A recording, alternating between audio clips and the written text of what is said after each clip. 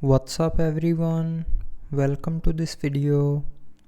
In this video I will show you how to activate RAM Plus in Galaxy S25 Ultra.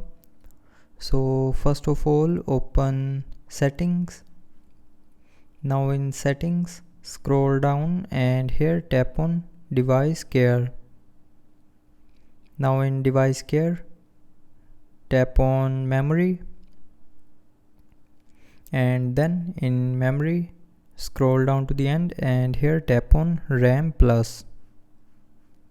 Now from here, to activate RAM Plus, tap on this button to turn it on, and then select how much virtual memory you want to use. So you can use 2 gigabytes, 4 gigabytes, 6 gigabytes or 8 gigabytes.